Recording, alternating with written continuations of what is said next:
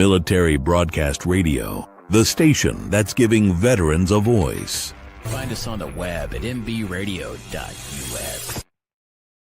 Think of all that time. Every wait in the winter. All those hours no one else saw. Every sprint in the summer. Think of every sacrifice. Early mornings on the levee. Late nights in the film room. Bus rides to playoff games. Every bump in the road. Every moment of ecstasy. Every moment of doubt. Years wondering. Is it all worth it? It's all led to this. Man, I got this. It's a 60-minute drive for a 60-minute game. After all the miles we've traveled, we're almost there. After all the hours we've worked, one more can make us legends. After all that time, this is our time.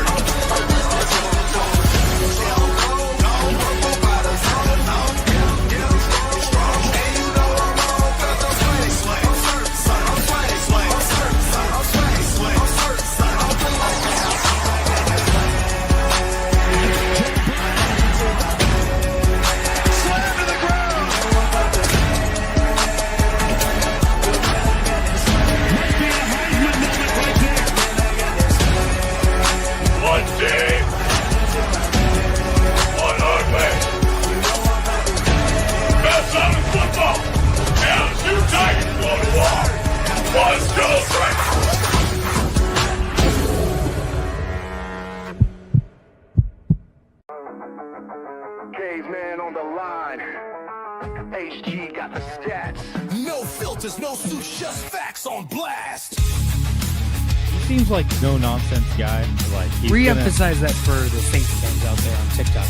Caveman. What did you just say? The rebuild starts right now. From the cave Marshawn Lattimore's gone, so the defense, like, we're not getting any better. To the left, got the edge and grind. We break it all Get it into down Smith. like What a pass! Got Daniel Smith with the game winner! Oh my goodness! And that is why you have Aaron Fry pass the ball in. We roar from the base to the backfield floor. No filters, no fake control.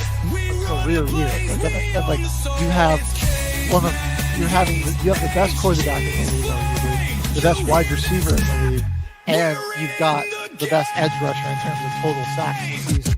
You're 4-7, and your playoff chances are hanging on by it. HG on deck, stats loaded in primes. Reading the field. Let's make it interesting. We're making it interesting. Come on. Give us the freaking one. Breaking down ball like a heat wave blade. Oh, let's go!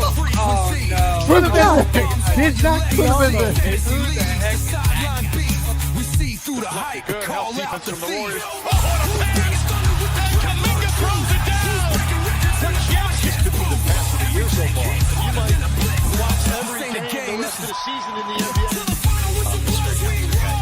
So don't you go saying that you're never going to see that. You're such a hater.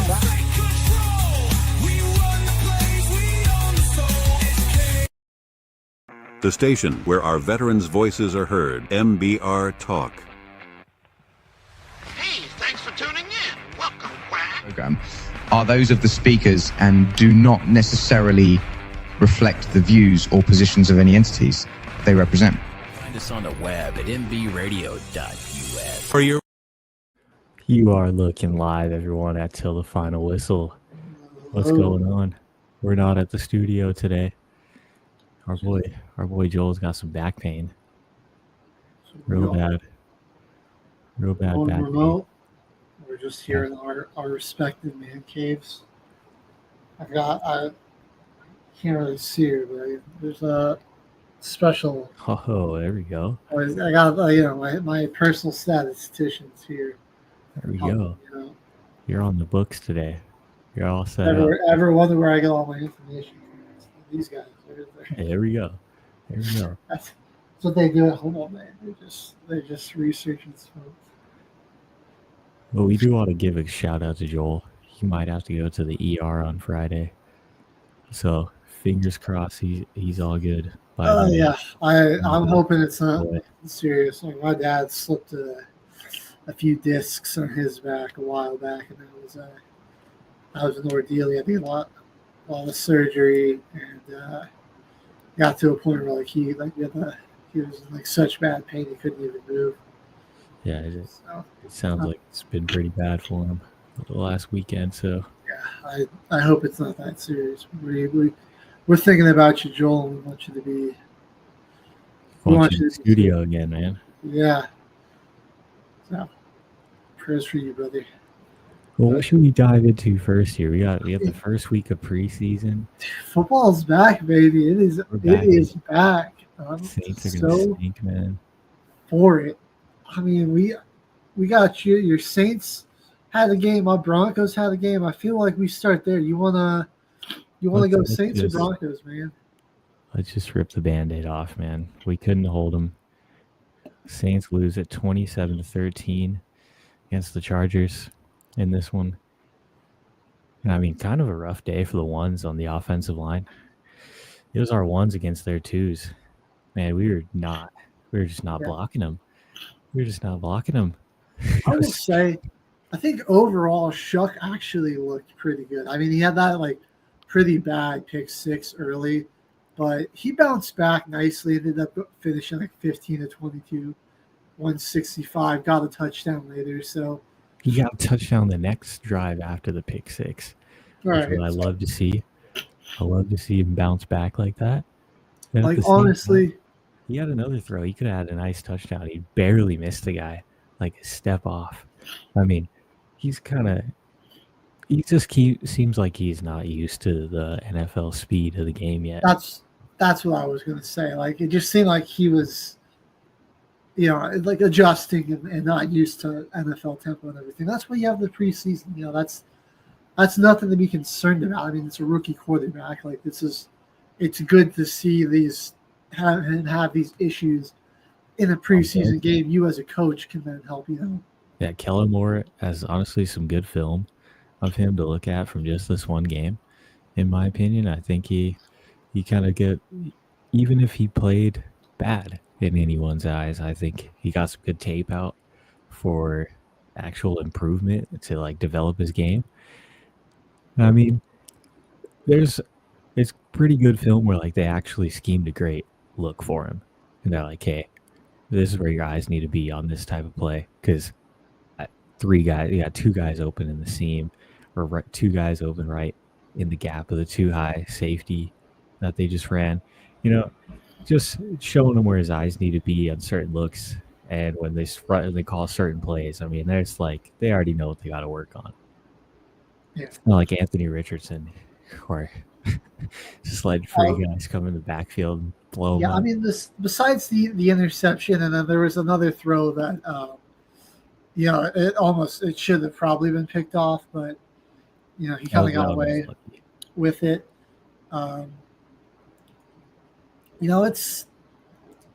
It's all. I think he had a pretty solid debut. This Eric Rodgers guy for the Chargers, man, looking like a little. I mean, he's been making some nice plays this preseason. So that's a guy, undrafted free agent, if I'm not correct. If I got that right, but I think so. One of those guys just desperately fighting for his spot on a roster. I think he's earned one, so far. It's been a good performance from him. And it's just on the Chargers side. It was also nice to see Trey Lance having some success out there. Looking really good with the legs. Yeah. So passing performance. He was a lot better through the air in the Hall of Fame game. But he's getting some moments to play a little bit. I would say overall. Might be a little solid backup. He might have earned himself the spot here in LA. That ain't bad. I feel like he never really got a chance to actually play. No. He was named the starter that one season, and he got hurt week 2, and it's just like, what are the odds? Other guys just succeeded in his spot while he was injured, and then Right? he Like didn't that really team, get a chance to ever do it again. uh, Didn't get the like opportunity. your first career start is an absolute monsoon on the road in Chicago, right? So I mean, that just like, I mean, like the field was flooded, right? Like their guys just like it's a slip. They were slipping and sliding Can't even run. down it, right? Not a great game for your first start. I mean, like, yeah, if you don't put up impressive numbers in that, not a lot of people do. It's a rough weather condition game, and then your very second game, you get hurt super early. You never really got a chance, and it's like, yeah, I mean, yeah, who knows, man? Herbert has had some injury problems in the past, and Could be a Slater shot for done him. for the year. Patella tendon, that was a brutal one. So yeah, we'll see. Trey Pipkins had some definitely had some struggles there, and I still don't feel like the interior of that offensive line is all too great for him as well. So that's going to really hurt. Just in terms of fantasy, Marion Hampton. Yeah, that's gonna suck. It's going to be rough for him. I had a lot of.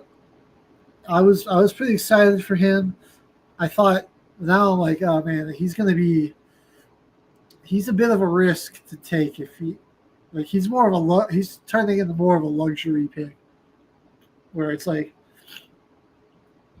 I'm only taking him, if he's just like a little extra piece I can have, like not like taking him as like my RB2 or like my primary flex player is gonna be something a little risky, I would say, just with Najee Harris there, the vulture, some of his touches, the offensive line getting a little weaker. Dude, Chargers looked good in the preseason, but like they still might come in last place. They honestly might. Just That's a tough division, dude. absolutely wild. One last thing I did want to address here in this first game for the Saints. 20 rush attempts, man. Like, I figured we were at least going to try to establish what our running back room is going to look like in this preseason a little bit, too. Because, I mean, like, I'm we glad got a you brought that up. guaranteed number one starter. But, like, who's going to come in and help the guy out? We got, like, 5 running backs on roster. It really just still doesn't look like you have a very clear number 2. And while Kamara is obviously still your number 1, I mean, like, he is just like, he's getting up there, and it's like with an older back, I would just like want to be able to give him some breaks and not have to rely on him that heavy. It's just like he's already going to have all eyes on him. Yeah, like he's gonna have a heavy enough workload as it is, and there just doesn't really seem to be a clear cut number 2 that you trust to have come in and take some of that load off of him. But I wish it was Kendra Miller, but 15 yards and 6 attempts, and he picked it all up in one run pretty much because his long was 8. So I think like he was not really productive for us. Cam Akers, 4 attempts, 9 yards. Preseason can be tough to judge too, and it's only been one game, so you don't know what I they're want to see more than 20 attempts though. Chargers at least they put up 34 rushing attempts. Yeah, it can be tough too for the coaches to try to find the balance between. That's fair. Getting young receivers and quarterbacks involved, getting the running backs involved. And I think in the Saints situation, more of their question is who's going to be the quarterback, and so they were letting those guys throw the ball. That's very true. A bit more, but maybe as that decision becomes more clear for Kellen Moore, we'll see. We'll see what happens. Yeah, give the running backs some more chances. I think this game kind of got me has my finger on Shuck for now, but we'll see with the rest of the following weeks. because I know Rattler was all the craze in training camp. They said he was doing everything really well, while Shuck had mixed reviews. But like I said, the bad pick and some indecisiveness and just not quite knowing where to go with his reads. But the usual rookie quarterback stuff in his first ever NFL action, I really think I'm seeing, from what I've seen in this one game action, you've got really more to work with Shuck than way more. With Because Rattler. Rattler was like same old. Lost a fumble, was like around 50% completion. He didn't really get a lot of snaps in this one, though. So we'll see as it continues. Like I was saying, though, like it's only week 1 of the preseason. We got like a month left till actual football starts. But there's a lot of tape that we're gonna see on probably who's gonna be playing in these weeks for sure. Well, let's go the Broncos, man. Yeah. Stidham kind of killed it. He did. Stidham, bro. He was carving them up. 15.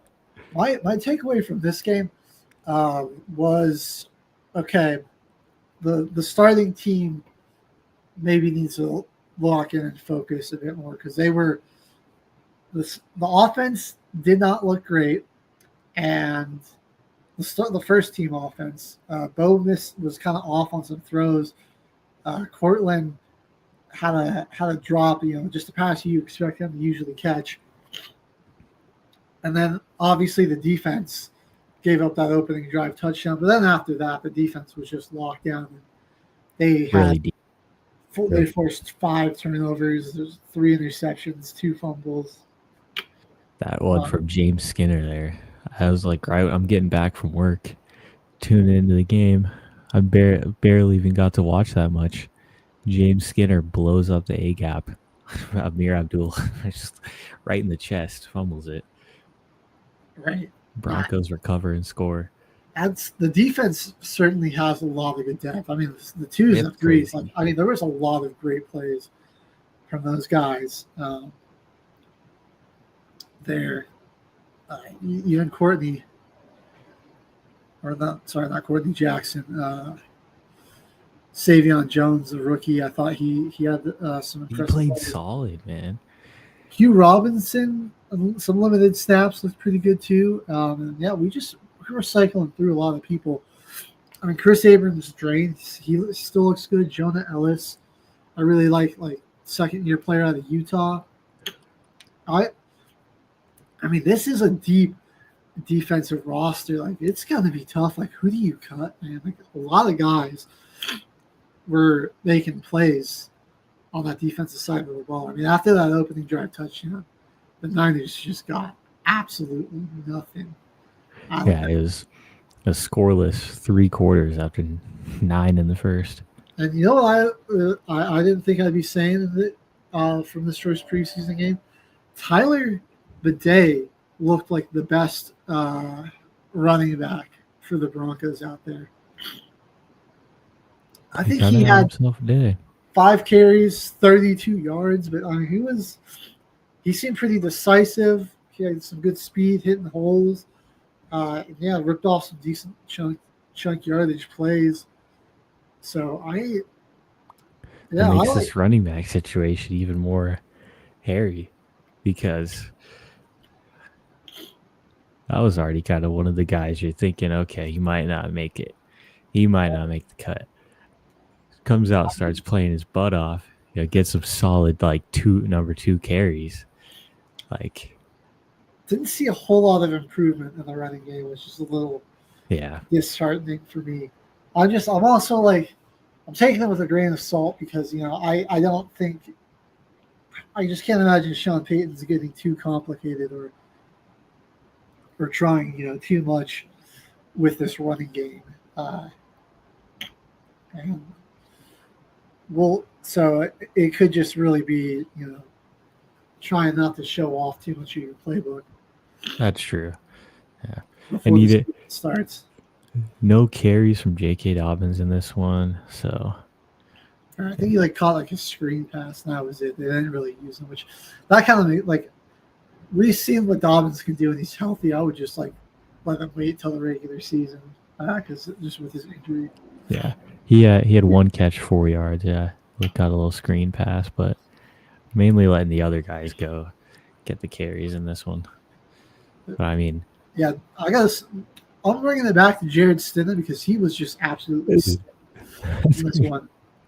And that one touchdown to Nick Kroll, that might have been the most wide open I've ever seen a player in NFL history. I mean, it was certainly up there. I'd like the entire defense went to the opposite side of the field. There was just nobody near him. Like you could, I mean, dude, I'm pretty sure my grandma could throw a touchdown. A touchdown if anyone. Wide open, bro. But then the other one, scary for the Niners. But go ahead before we move on to them. I was gonna say, then he had like a sick that dot to Trent Sherfield, and that catch there, bro. Like again, like the wide receiver is another place where it's a little crowded, but like Sherfield, like a guy that gives you a lot on special teams, and now like, oh shit, he's like doing this in the receiving game too. I mean, I think that performance alone, you're on the roster spot because I know he's a great special team. That's right, Jimmy. And a return guy, and now you got him out here mossing people. Cut them all. You might have to do it. The defense, though, that's where I think the offense is going to eventually kick it to a good gear. But I think to start the season, the offense will be okay, but it's going to be the defense that's really winning a lot of the games early. Definitely. And then I think the offense is really going to hit its stride week 6 or 7, and that'll be when it starts being the best it possibly can be, I believe. I just think it's a lot of new faces, getting involved there. Obviously, Dobbins, Harvey. This is the Marvin Mims breakout year. You're trying to get Evan Ingram. I think Bo Nix is probably they're expanding the playbook, for him. Like, this isn't the rookie play call, so I think there's still going to be an adjustment and grind period for that. And then, but like we got the defensive stack. It's got the depth, dude. Nick Benito looks like he might win. Like he's ready to win Defensive Player of the Year this year, bro. He was limited action harassing people. Like he would that one series blew the play up, was in the backfield almost immediately 3 straight times, a sack and a half, and was making Mac Jones' life hell. So I love to see that. Yeah, poor Mac Jones. Yeah, all Mac Jones haters got to see Mac Jones not be able to succeed. Yeah. Dude, what's going on in their QB room though, man? They got that Mordecai dude. They got Bradley. Carter Bradley. It's and Mac Jones. Well, this is what I love about the preseason. It reminds you that like guys like Sam Ellinger are still in the fucking league. I watched him run out there. I'm like, oh my god. Sam Ellinger, I thought that guy I thought he was out of the league in 2021, but he's back apparently. So it's crazy. For the Niners, my takeaways for them here is that they just better hope they're healthy. I don't see a ton of great backup potential so far from them in there. They have to stay healthy. I like this Jordan Watkins. This guy's got some sauce to him. Like he's got some spunk. So I like him, but I haven't seen a whole lot of from their practices and their camps. I haven't seen a whole lot that's impressed me. Yeah, and when you got your first joint practices against Denver, you got your 2s and 3s. They really weren't that great. So I mean, it's hard to have a good showing. One other game I did quickly want to cover in this preseason was the Raiders and the Seahawks. That was a good one. Aiden O'Connell, 30 pass attempts in this one, dude.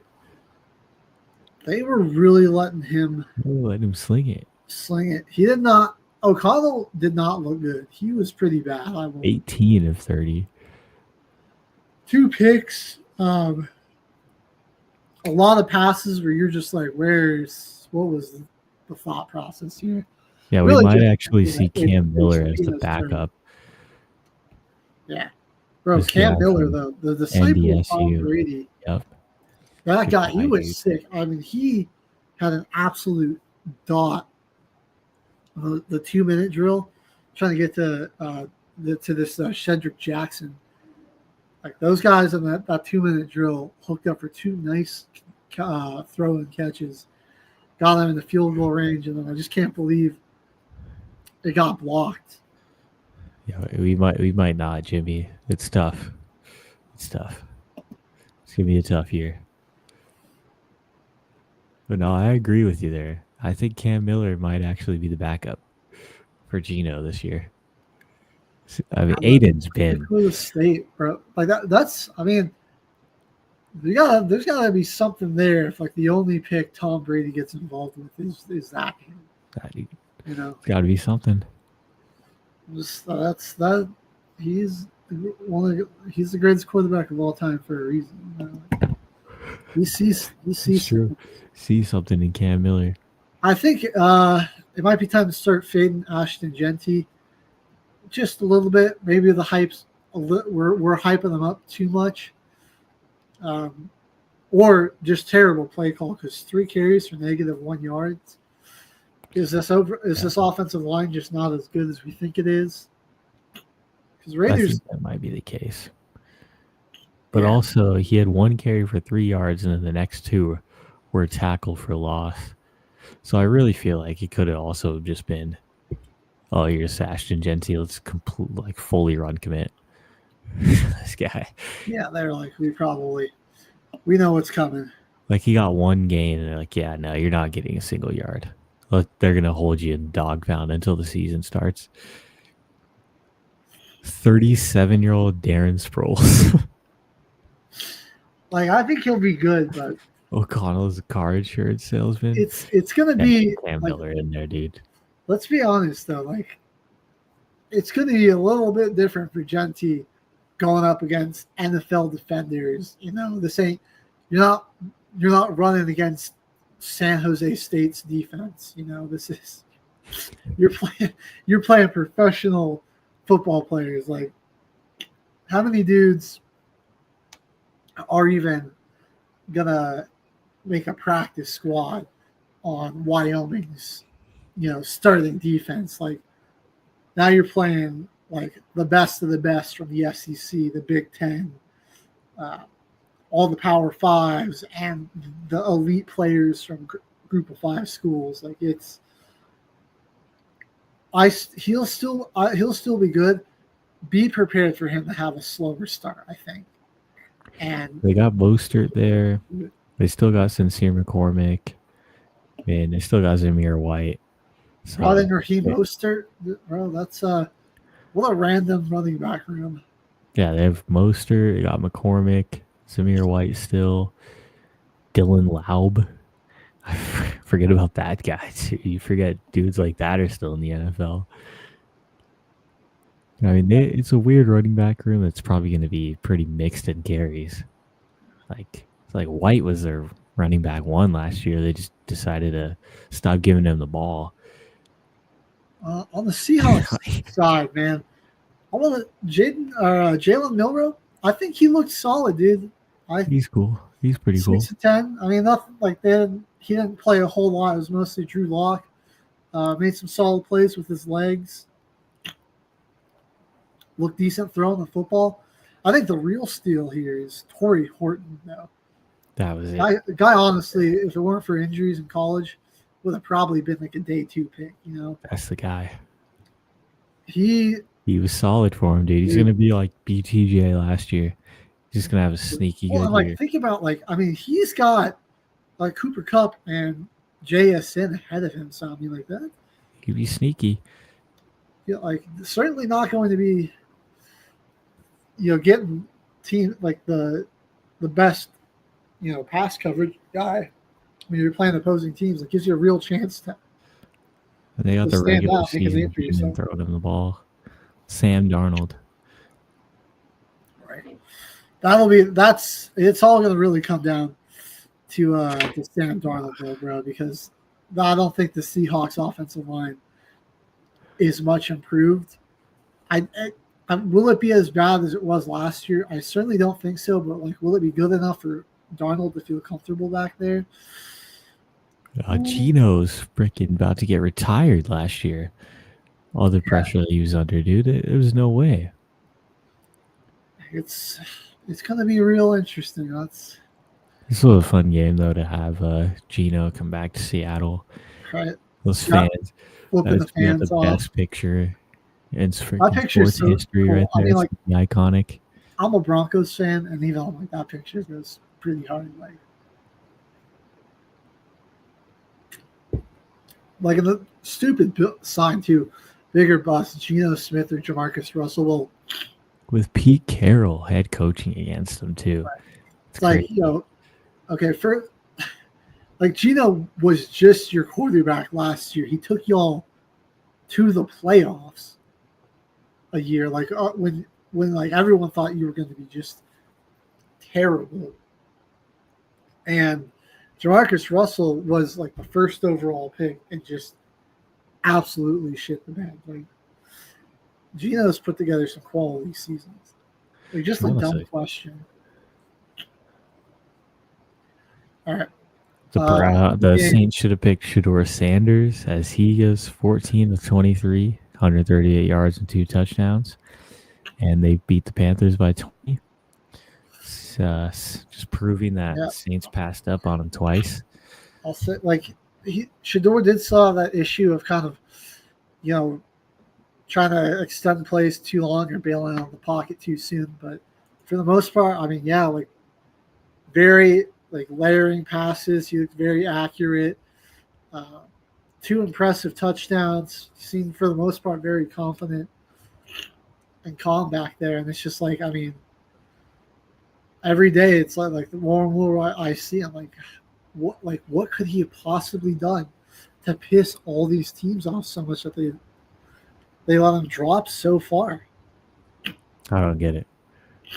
Because he had a performance like he was picked pretty high in this draft. That's what I don't understand.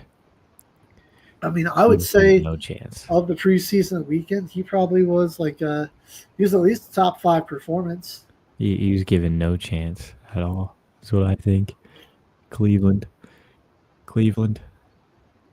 they're gonna rise and suck this year because they somehow did manage to get a worse power ranking than the Saints at 32.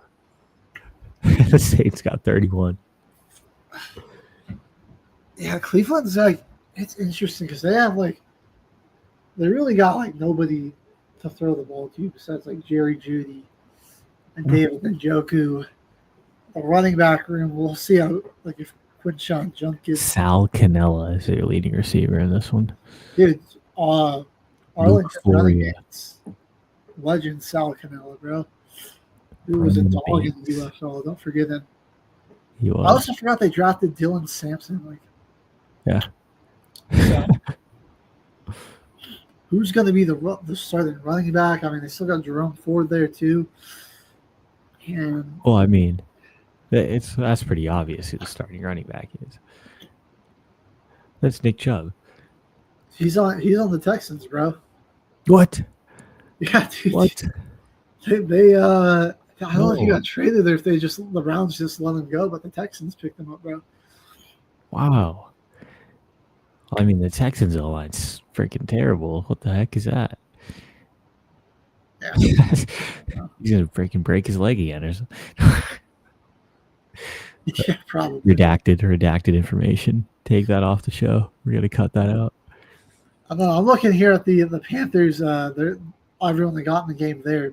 You see Jack Plummer? Jack Plummer, yeah. For a second, I thought I had slipped through like a timer or something. That was. Let me share the screen. Hold up, bro. We're just gonna look at his ESPN profile. Jack freaking Plummer, bro. And Andy Dalton proving that it might be time to hang him up. Yeah, let Jack Plummer run the backup. Andy This just is the last thing that I expected to see when I clicked on the Panthers. It's crazy to think that Andy Dalton, one of the like top 15 player in terms of passing yards in NFL history, or top 30 rather, is this is what he's been reduced to, man. I mean, that sacked himself, and then the very next play threw an interception. He was 13 to 19. Other than that, I mean, wasn't a terrible game, but they don't have anyone else to put really stood out to me. Yeah, overall the Panthers just kind of got dominated, so it's tough to tell. That's a tough thing about the preseason here is it's tough to tell how that's going to translate to the regular season. Yeah, we don't know how anything is going to play out. It could be the exact opposite. Right. But it does give you at least a good vague idea. Well, you know what? I did kind of want to just talk about the Jets. And, hey, Justin Fields finally doing something that Bears fans wanted from him for such a long time, which is beating the Packers. By 20. Just did it a lot in the preseason against on a different team. But he did finally beat the Packers. So Adrian Martinez had himself a game in this one. Yeah, no, he was cooking. Fields looked good with his legs. Solid. Martinez, good combination of passing, and we know he can run too. He had a couple of nice runs, just some good scrambles there. Here's the thing with the Jets, though. They got Braylon Allen, and of course they got Breece Hall. They got two pretty solid running backs. They got a quarterback that's like pretty good at getting in play action and getting him rolling out of the pocket and moving. They feel like they actually could have a pretty solid fit with Justin Fields. Like, actually be able to use him. Like, they got to use him kind of like Russ. Utilize his scramble ability, and then he has two amazing running backs that he has in the flat that can make plays in the receiving game. Dude, just focus on the run game first, and then get when you want to pass it, it's a play action. Because that's where Justin Fields excels. He's got to be able to use that athletic ability, get outside, and make the threat. Get him out like rolling on bootlegs and stuff like that. And just his threat to run will certainly bring up the defenses, and then like they actually have a chance to do something kind of cool.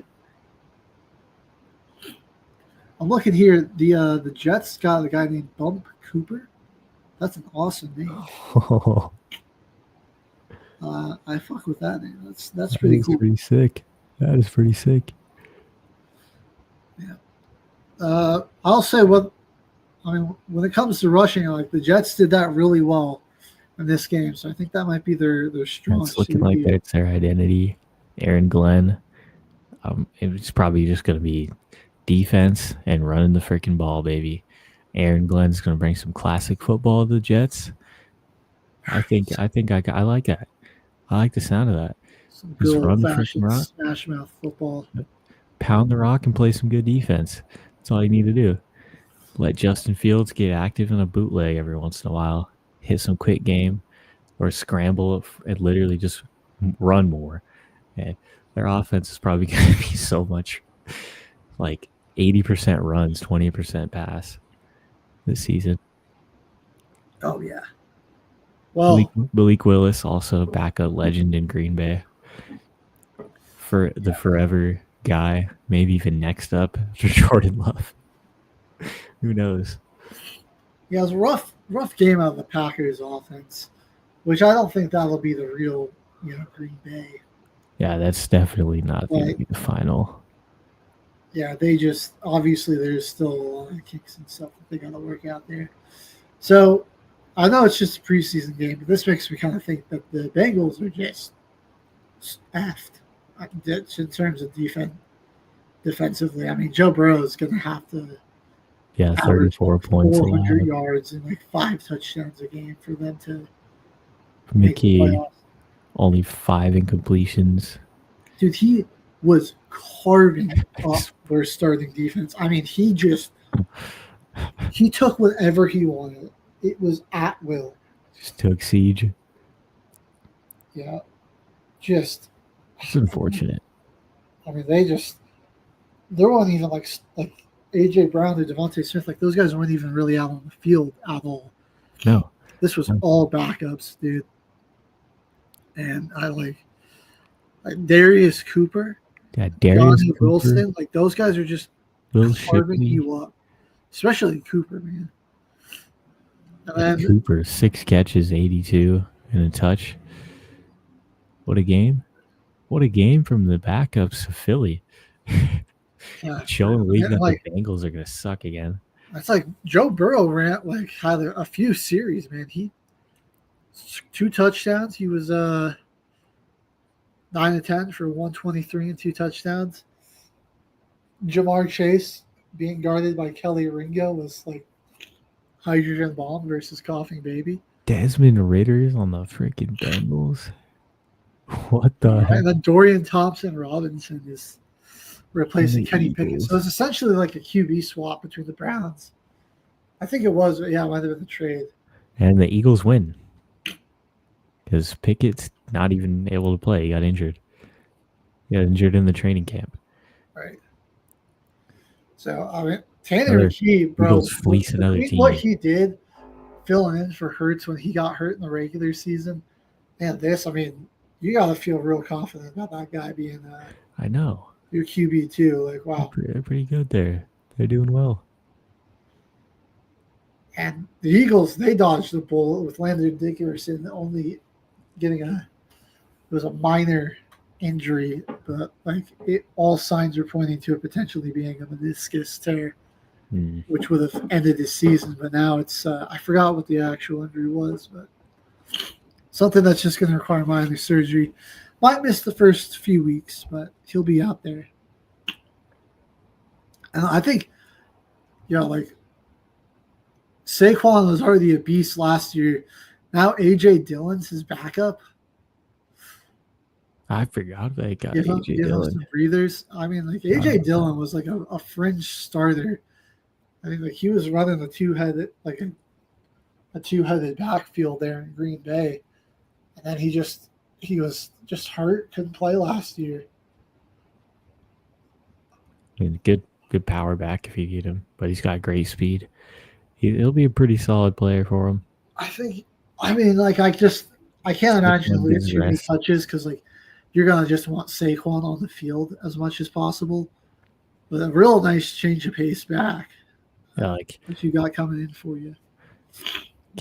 He can't obviously be out for every play. I mean, like he could, but be insanely tired. So I'm like they're bound to sub him in at least once or twice for some breathers for Saquon. It'll be nice.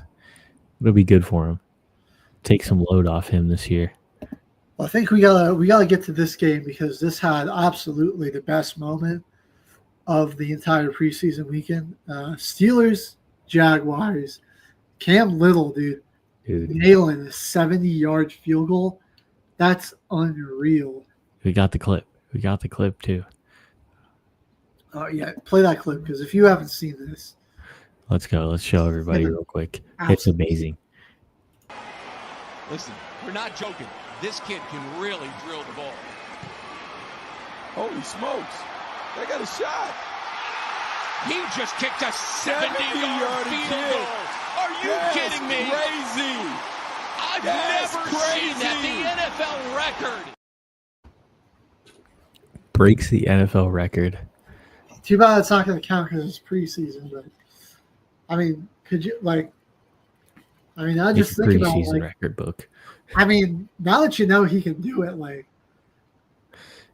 He might get I it. feel like either he's gonna try it or Brandon Aubrey is gonna like try it because we've seen Aubrey hit this. He hit the 66-yarder, and like they had him kick that thing with like 9 minutes to go in the first quarter. That was the funniest part about it. It was like it wasn't like it was the end of the half or anything. It was just like fourth down at midfield. They're like, I don't want to send Aubrey out there. Let's just kick the field goal. Why not? He'll sink it. So now, I mean,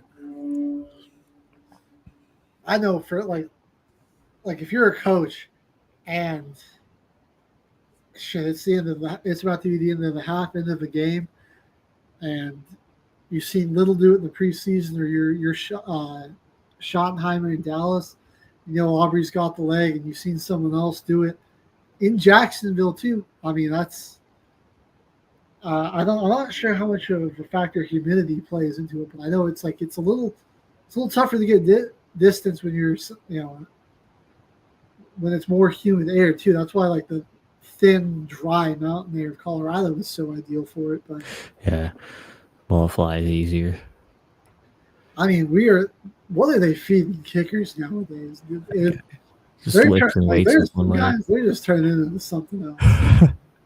I mean, dude, if you don't have a kicker that has the capacity to kick 60+ yards, you're just straight up not going to succeed. There are moments in the season where you're giving up probably 9 to 12, 15 more points than top contending teams because they got a guy that can just boom it. Yeah, it's starting to get that way in the league now. You gotta have a good kicker. So if you can't score, contracts are going to start getting crazy because like the kickers start making bank that can like nail a 65-yarder. It's going to be highly sought after.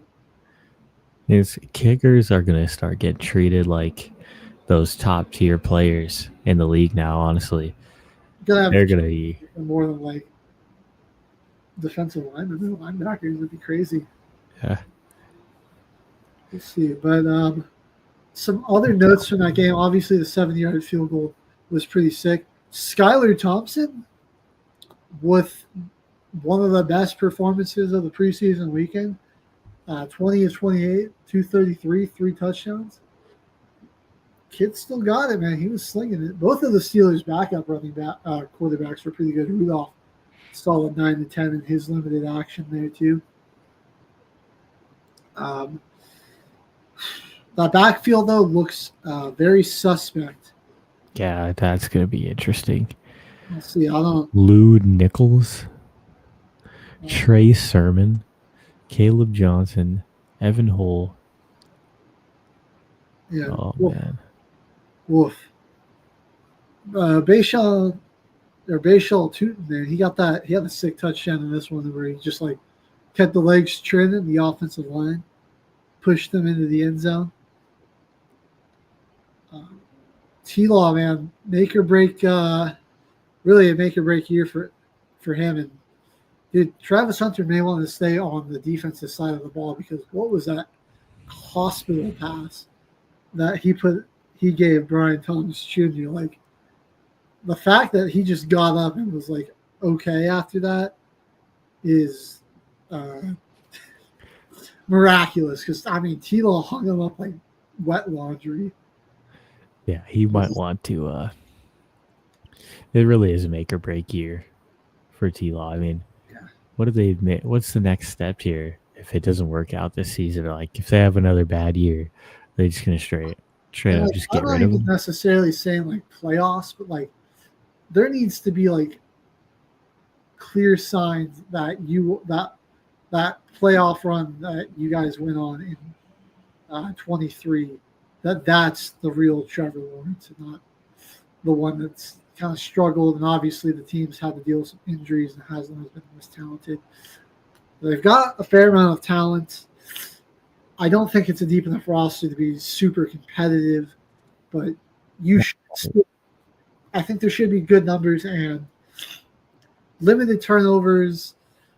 Like if for this to be a successful season and for me to have confidence in T-Law going forward, I'm looking for like at least 3,800 yards, 30 touchdowns, 5 interceptions.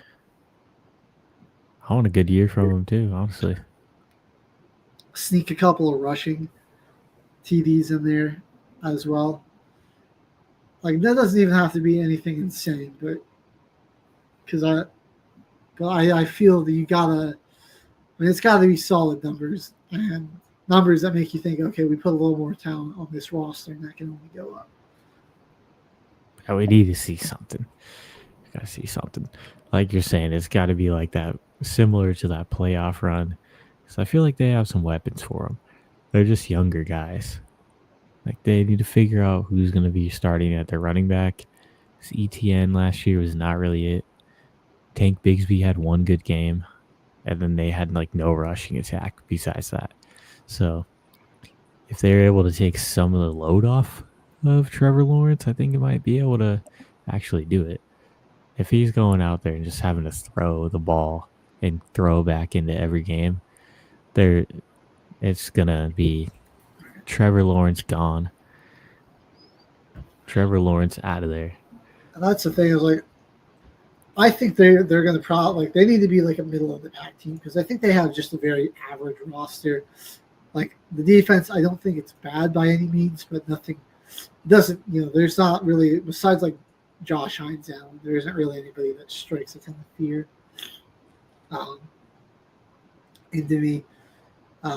Well, there's the one corner that they got. He got reverse hurdled by Saquon, which was kind of unfortunate because he was having a really good year. Oh, actually, I don't remember his name, but like, yeah, that's like a lot of people think that guy sucks, but like he was actually having a pretty good statistical season. Wasn't giving up a ton of yards and everything, and so that's just everyone's like, oh, that's all you think about when you. It's like Noah Essengay. Everyone's just gonna see the Johnny Furphy poster every time they see that guy. Poor guy. Well, we haven't talked about how the number 1 overall pick in the draft did, Cam Ward. Oh yeah, let's go check him out. Titans got beat pretty bad, I think. Yeah, they didn't play him a ton. They only gave him, I think it was like one series. 5 for 8 though. 67 he made some nice yards. Throws. It was very limited action for very small sample size. I certainly like what I saw. I think Ward is, again, I just with the talent of the Titans roster, and when it gets into like a full regular season game speed, there's going to be some struggles from him early, I believe.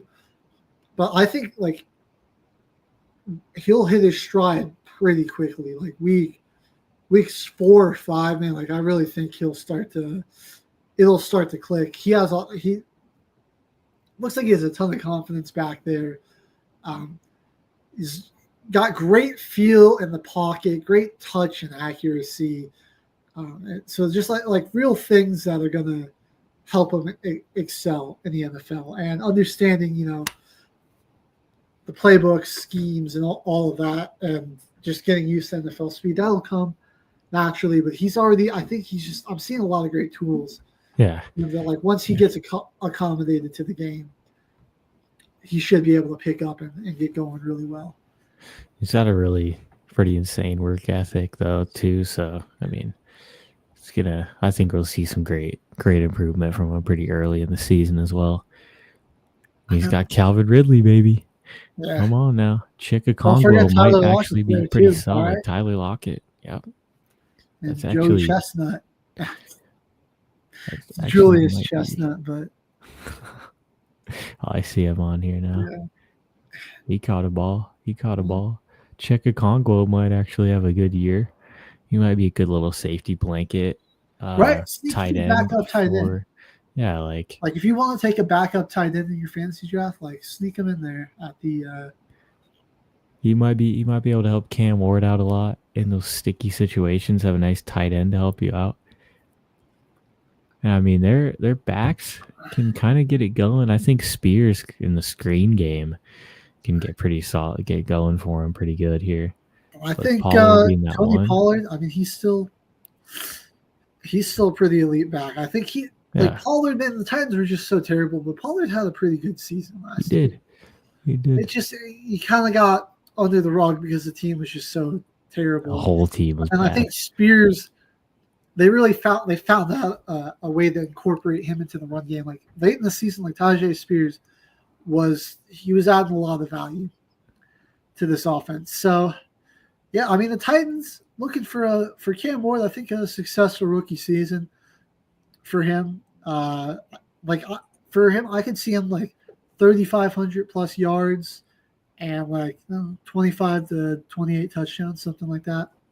It's like 11, 12 interceptions, maybe some more mistakes early on, but those get fewer and far between. Like, I'm looking forward to like the Titans still got a ways to go to really be a competitive contender again, but they've got some good.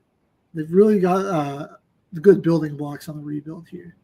I want to just flip over to Tampa real quick because I'm just like, what did Rashad White do? Because like after the 2023 season, like I just thought like, okay, like he's the guy there in Tampa, and then obviously they get Bucky Irving, and like Bucky was great. And, what? How did he just fall off so bad? Yeah, it kind of scares me because are they gonna like try and get a haul for him and like Bucky be their guy? Because they could still get a pretty solid package for Rashad White right now. They could get a pretty solid deal. Yeah, I think there's would be plenty of running back needy teams that would. Like the Jags, man. Oh, exactly. So, yeah, it's. I don't know. It's just sad for me because like I was super big on Rashad White, man. I was like, he's gonna be like one of those fun, just kind of like dual threat backs. That's gonna be that I thought was just gonna be like really underrated. Like kind of Darren Sproles was for a number of years, and guys like that. But it's just it really just seems like they're moving in a different direction from him, which sucks. But we'll see when the regular season starts. Maybe they just weren't using him a lot because it's preseason. Yeah, maybe he is kind of stole their number one, but last year they had some success with their other guy, so they took their chances. But I mean, it would make sense that they also just kind of just were like, later, buddy. We're just gonna let you sit down here in the bottom of the depth chart now in the running backs after having some great seasons. But hey, as long as they don't end up getting a major haul from him, and the Bucks just continue improving, we just need our division to get worse because we're not getting any better anytime soon. We don't want any powerhouse teams in our division that we can't get past. No, just keep them. We want to be the worst division in the league again, so that when we rebuild, we can be right back at the top. We don't got nothing to worry about. Some of these week 2 matchups are pretty cool. Just one more thing from last week that I just kind of wanted to cover. Travion Henderson, man. I think it's a little unfortunate the Broncos weren't able to get him in. He looks like a lot of fun. Like he's going to be a lot of fun. And he's got that kickback. Dude, he's just got game-breaking speed. And I really was hoping that the Broncos were going to be able to get him. I'm still pretty stoked on Harvey, but that was the guy that I wanted the Broncos. I really thought we had a shot at him maybe, but I definitely feel like the Broncos' vision was to pick him as well because I think Harvey, very similar, like can break off with that home run speed, not as consistently speedy and like explosive as Henderson, but shows flashes where they play a little bit similar. Yeah. But taking the kickback 100 yards to the crib. Part of that just absolute beatdown. that the Patriots put on the Commanders, which was their Yeah. largest preseason win in franchise history. Like the most 45 points they points. scored in the preseason franchise history. 45. Most of it coming off the arm of Ben Wooldridge, too. Even Drake May kind of looked mid, so we'll probably got a little more to work out there out of that sophomore slump with old Drakey, but Yeah, we'll see what continues there. The yeah, following weeks. Let's look ahead to some of these preseason week 2 matchups, man. Broncos got the Cardinals. Yeah. Saints got the Jags. Bills, Bears. Get a little Commanders and Bengals action. Steelers playing the Bucks. Jets, Giants. There we go. New York matchup. Jackson Dart. He had a little decent week 1. I think he was like 12 for 19 in that one. Had a touchdown. Yeah. No, Dart, he had that nice. That was a good touchdown throw, too. That was a dot. Yeah. So he didn't play too bad. That should be pretty cool. All the Giants QBs actually looked kind of good. They just have such a difficult schedule. Like they're gonna lose every. I think they might actually be good enough to go above 2-15, but that is just an absolute gauntlet of a schedule. Like their two most winnable games are the Saints and the Cardinals, and I think the Saints they're still in New Orleans, and then let's go. Like the Cardinals. Got that. We got that. Kyler Murray looked like he spent the weekend playing Battlefield 6 beta. Yeah. He definitely spent some time on the stream. Yeah. Oh, man. Texans, Panthers. It's going to be a fun one as well. That's a tomorrow night, actually. Right. Packers, Colts.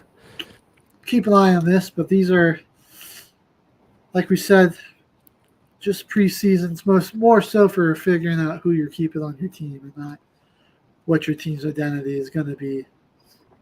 It'll show if you've got some good depth on your team, though. That's where you kind of see. And if you got some good guys with great heart fighting for a roster spot. I guess one last thing I got with preseason week 1, dude, is freaking the Chiefs, dude. Like, how do they keep doing it, bro? Josh Simmons looks absolutely elite, and he got passed on a number of times in the early or in like the mid-20s when there were teams that needed, that could use an offensive lineman. They didn't take him, and like for me, he was a top 3 tackle in this draft. Obviously, I think like Campbell balled out in this week 1 too, man. Yeah. Campbell is going crazy. Campbell and Banks, I think, were maybe the only guys ahead for him. Like I thought, at least for me, like Josh Simmons. There's a guy out of Georgia. I'm blanking on his name, who's also an absolute. Or no. It was Booker out of Alabama, not Georgia, but he was an absolute mauler. But I think he's technically a guard, anyways. So it's just like a little shot. Like can't believe that they lose Joe Tooney and they find this guy. He looks like he's set to be a stud. Yeah, they just got a young guy fill a spot right up. There you go. Just fill it on to the next guy. It always feels like they're trying to reload. Like they're just ready to go right back.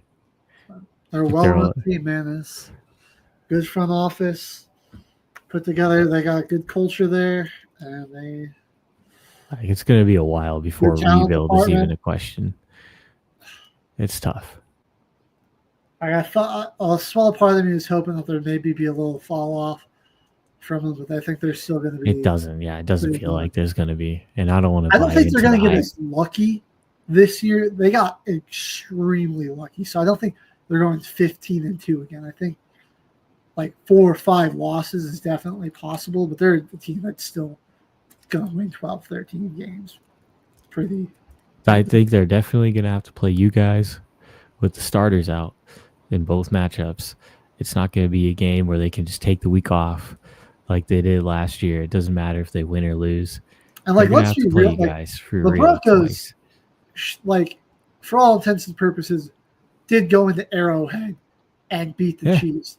It But don't matter if it was the backups. we had a terrorist on our offensive line and fucking Forsyth, or whatever his name is. It was Forsyth, yep. Yeah, just got absolutely nuked by Leo Chanel. Got bull rushed.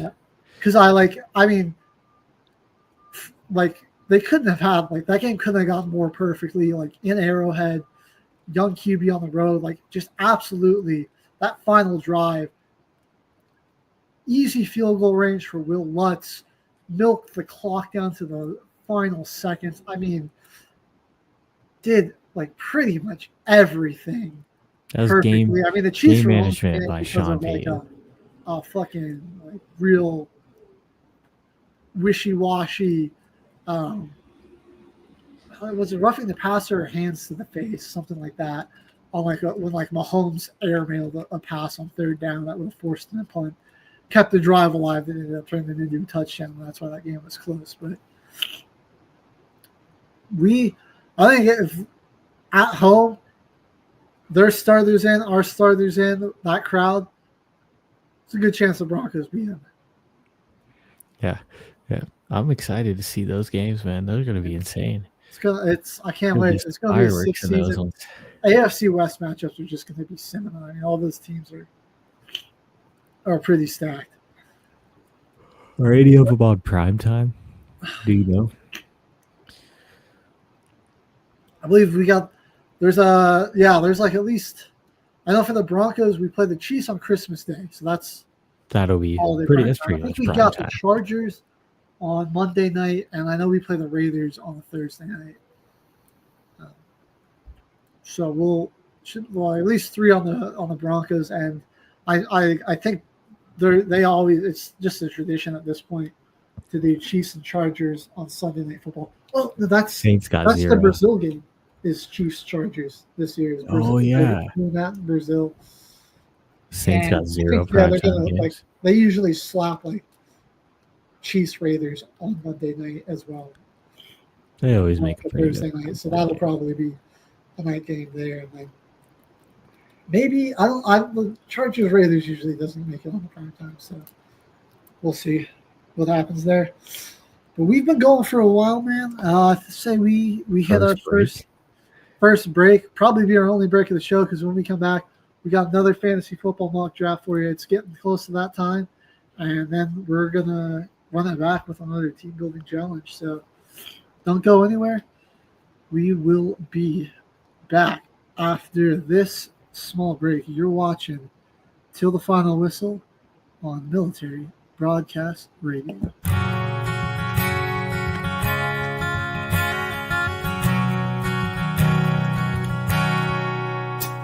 He sits on his bed with his gun in his hand. He thinks his life is over, he can't understand. A bottle of whiskey and some pills in the drawer. He doesn't want to hurt himself or hurt anymore. Why must it be this way? Just think it all over and listen to the words I say. You are not alone. There are so many people who fight with their demons each day. 'Cause you are not alone. So take my hand, brother, let's beat this together today. You're not alone.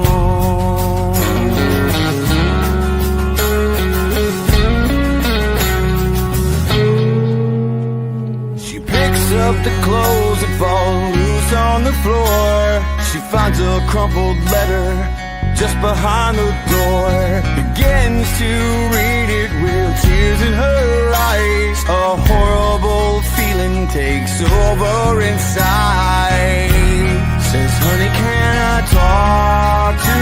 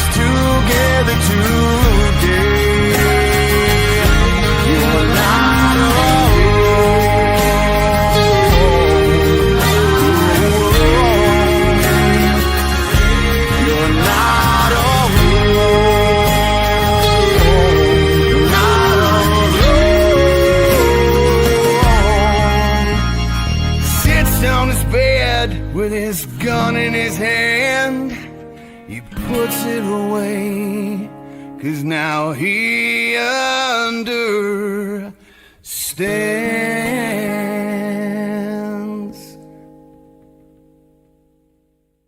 The station where our veterans' voices are heard, MBR Talk. Hey, thanks for tuning in. Welcome, Quack. Program are those of the speakers and do not necessarily reflect the views or positions of any entities they represent. The web at mbradio.u. Welcome back, everybody. You are looking live at Till the Final Whistle, and it is time for another mock draft. Let me get the screen share up for us here. Oh, I got one too. If you. Okay, we can do that one then. We can do on yours. I was actually able to find one a little better than the one we've been using. This is done by Pro Football Focus. Oh, here we go. All right, this is the site. I just went on the one we were using. I was like, we'll try this one out. I believe this one's a little bit better. You can even sync your league on this website. Yeah. So you can even go as far as your own draft. You can mock draft. That's actually really nice. So the way I got it set up here, 12 team standard PPR scoring and lineup here. I got it set to 9th because I did recently find out in one of my leagues that I'll be drafting at the 9th spot. Okay. So we can do that unless there's anybody in the audience that knows where they're drafting and wants us to do that instead. Give you a second to throw that out there. 9th. But yeah, the 9th is second though. It's an interesting spot, especially in a snake draft. For me, when I'm drafting, like getting out of the top 3 or bottom 3 picks, I like because you get it real quick with that snake, and it's just real easy to stack up and build your team and kind of predict who's going to be there. You a little bit often, but those ones you get picks a lot. Yeah, 9 and 4 are definitely all right as well. So doesn't look like anybody else knows where they're drafting. So we'll go ahead and launch in at the number 9 spot. As you can see, kind of see the teams going. Who's going off the board? CD Lamb, and now we are on the clock. Bijan's gone. Jahmyr Gibbs, McCaffrey's gone. Puka, Jamar Chase was picked. So we still have some guys here. Bucky. Obviously, you got Nico Collins is who they believe. Genty. I don't trust it. I don't know. Or Nico. I don't trust Nico or Ashton Genty here. There's just situations Brian Thomas that I'm not stoked about. I would probably. Derek. I like Bucky Irving. I like Brian Thomas's situation more. Derrick Henry's situation is pretty great too. I'm in way too many already. I got the 2 I'm in with you, Kyle. I got the MBR one that I'm going to start up right after the show. I got one more ESPN fantasy and then one with the HG. And I got one at work too now. We started one at work. I am in 5 leagues. Plus, I do a survivor pool, like a weekly pick where you pick against the spread for college and pros. I got a lot to go in. I don't know if I could take on another fantasy team. I stay very busy during the football season. All right, well, we got to make our first pick here. I know it's saying that Nico and Genty are the guys to take here. I don't hate taking them. I don't know if I would take. I honestly, in this situation, I might reach a bit and go with Bucky because I just trust his situation a bit more. Where he's guaranteed to get those touches. I like that pick. I like it. A good offense with a better O line.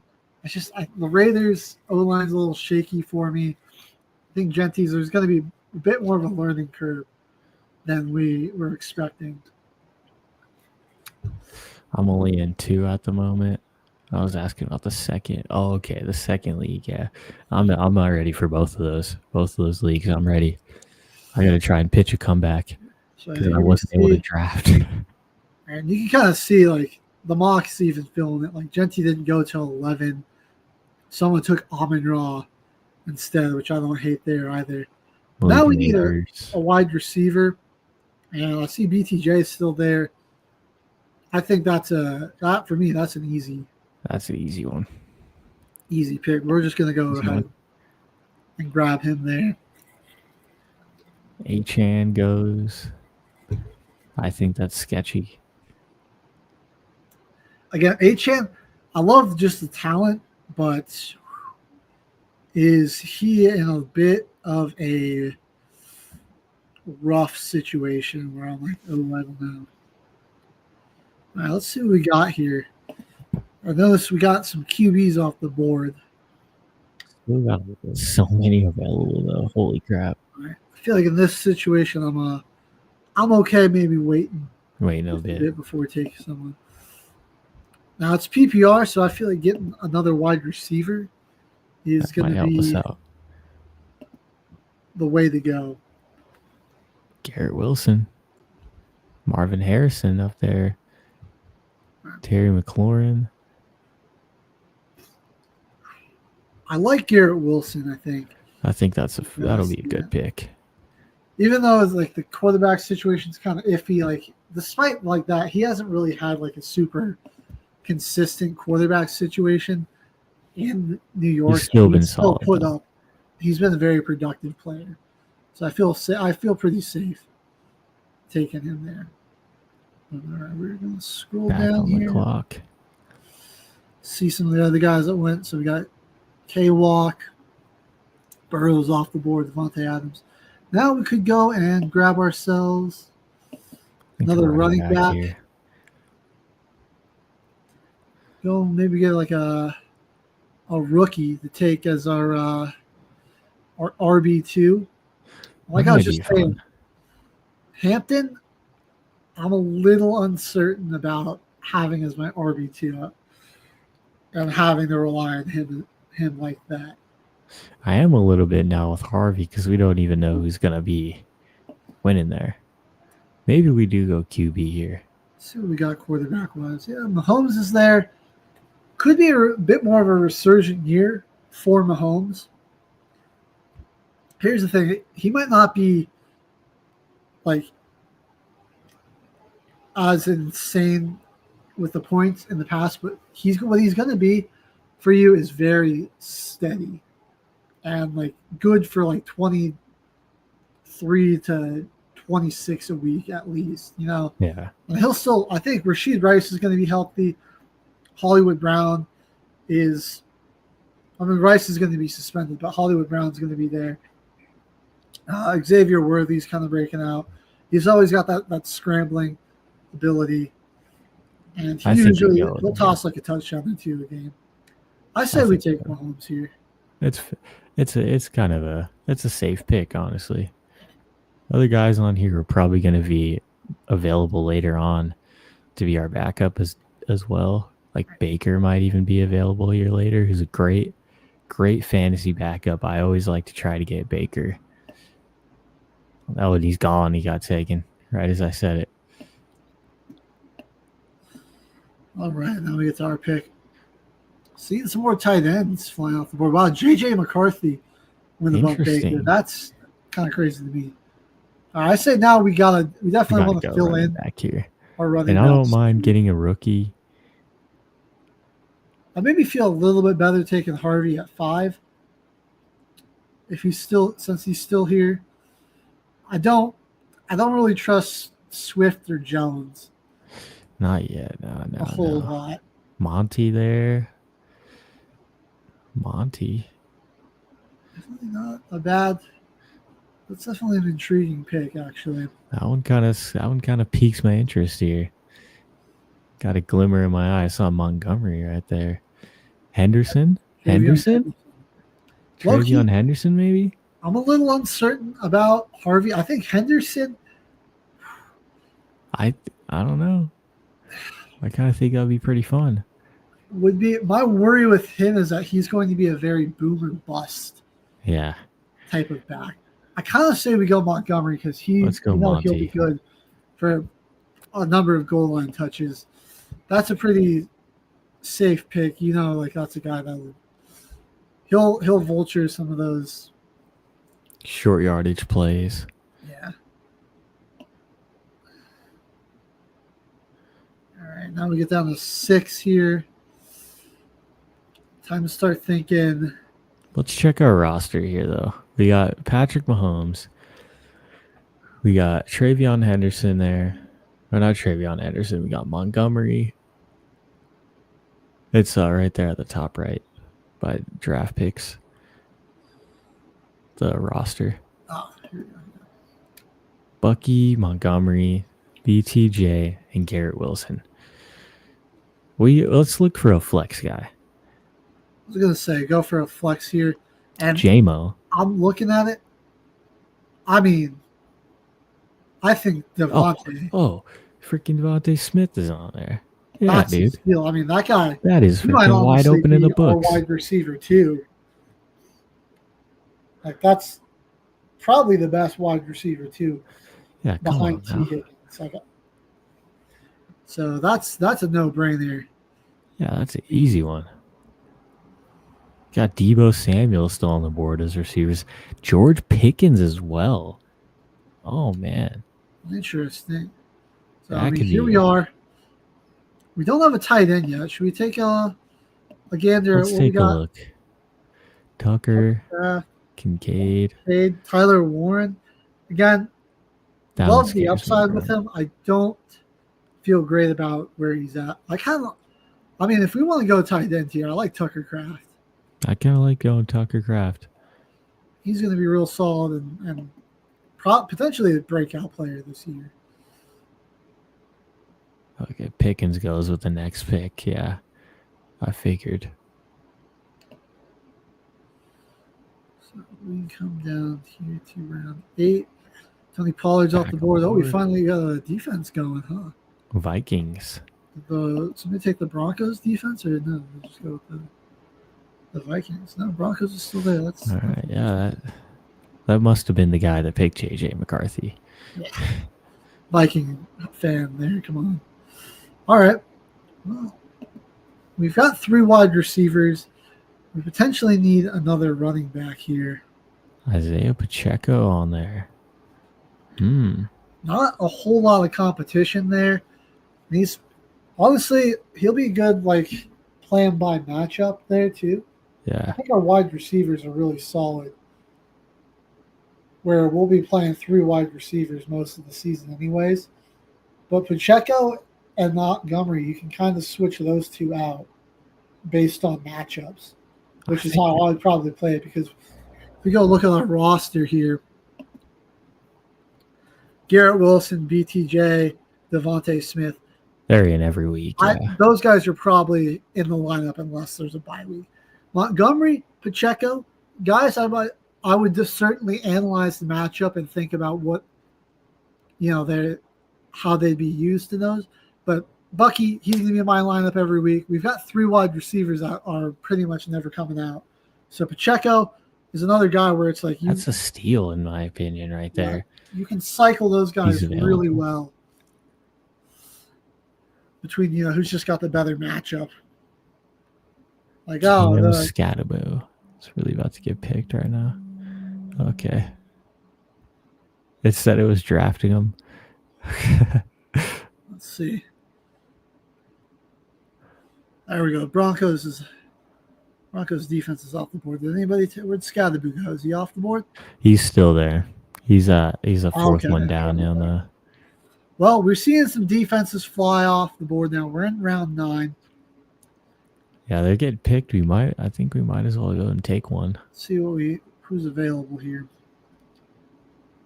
Buffalo, I like Bills isn't terrible. not bad. I think the Rams, to me, is a no-brainer. Just based off of the pass rush, I think the secondary is pretty serviceable. But they they've got got Braden some Fisk, man. records. They got Jared Verse, man. They got some gang Got some records. freaking up guys. front. They're gonna come get you. I'm gonna go ahead, grab the Rams defense there.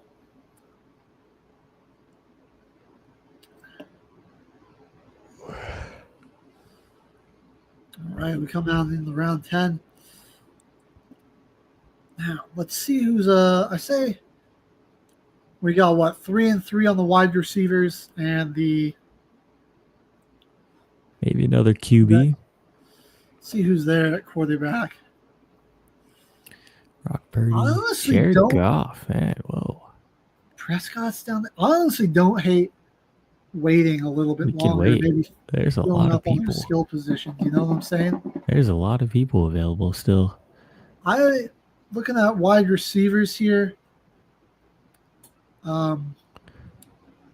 Debo could be fun to take a flyer on. Although I don't hate either of those 49ers running backs. We could, I mean, I do like Scotty, man. I kind of like, I wouldn't mind stashing him. That's for sure. Bro, that's the Scat Pack, bro. I don't know. It'd be a lot of fun. But I think what my brain's telling me is got Golden on there, Matthew Golden. Golden's a solid pick. Addison. I'm kind of leaning towards either Debo or Ricky Pearsall. Call me crazy, but I really think Ricky Pearsall. I like Pearsall right here. That's a pretty fun pick. Young player, a lot of upside. Going to get a bigger role in this offense now, and showed some great things when he did get, like, he was balling out towards the end of the season for the Niners. Let's not forget, like, he had an insane, like, final game stretch, man. He had, like, that one game where he, like, went off for, like, $150 and 2 touchdowns. So I think that's a very high upside pick, and that could be a pleasant surprise for us. Now we go on to, what are we at now, like 11? I think around 10 or 11 here. 11. All right, so maybe we go for another backup QB. Kind of don't hate. We know what's coming back around to us. I'm kind of okay waiting to get a backup, and we get one more. We fill in our running back position. All right, let's see who's on there.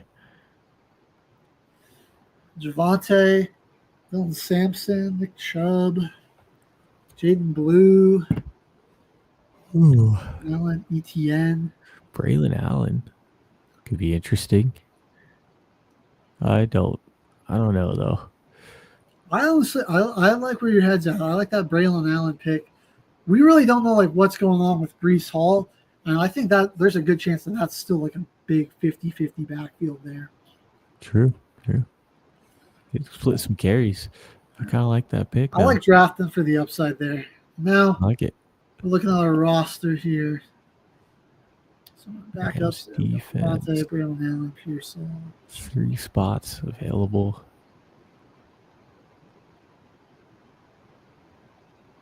Yeah, I think this is a good time to go and grab a backup QB. And there's a lot here. Jared Goff, Drake May, Dak Prescott. I kind of like Bryce Young for the upside, but Dak Prescott available? I mean, I feel like now. A healthy Cowboys team, that's going to just put up some, crazy. He's going to have an offense for sure. He's got Pickens and CeeDee Lamb. Like, I mean, he's liable to have some huge games.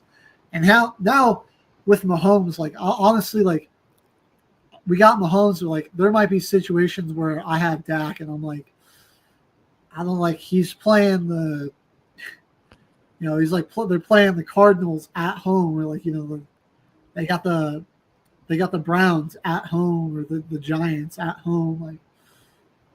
Like, that's like one of those games where Dak's just liable to just absolutely go crazy, like a madman. So we're into 13. So we got 3 more picks left here. I think we got one more for. I want to take a backup tight end. I like that idea. I think we're on our last 2. We got 13, 14, and 15.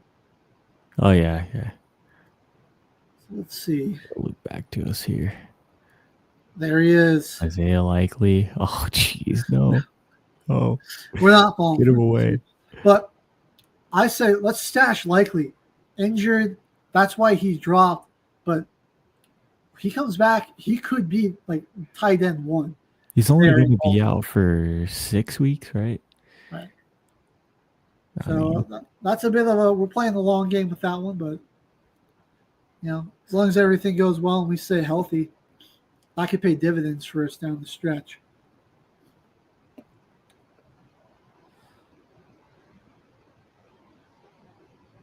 All right, here we are, 14. I say now we just look running back, wide receiver. We take in our eyes, the best guy still on the board because I believe we've got 4 of each, right? So 1, 2, 3, 4 running backs. We got 1, 2, 3, 4 wide receivers. Yeah. Let's see what we got left on the wide receiver. maybe you just look for that guy we might be able to just put in at a flex. Luther Burden. Romeo Dobbs on there. I kind of like Luther Burden. That's honestly not a bad pick. At this point, I'm like, you know what? A rookie player that's got good potential. If he ends up exploding, he's on the roster. He's on the team. Oh, they didn't just draft Romeo Dobbs, did it? No. Okay. No. We got. Okay, dope. Okay, we're good. And So last now, pick will probably be our kicker. Yeah, we're just gonna fill in our kicker.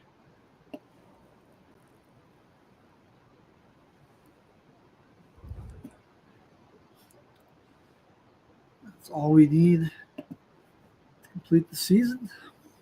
Let's get wide receiver off the board. And McPherson was freaking Boswell right there. That's our freaking guy. Kaimi Fairbairn. I think Fairbairn's the play here. He's got an absolute huge leg. Kicks in a dome for most of the season too. Not a lot of wind. He could be. He's pretty accurate too. Yeah. I say pull the trigger. Him and Boswell. Like I would go with Boswell if like we didn't have like a kicker with like a nuke of the leg that has a dome. I usually I'll take like a dome kicker. Just if I think they're on the team that the offense is going to sputter out more often than not,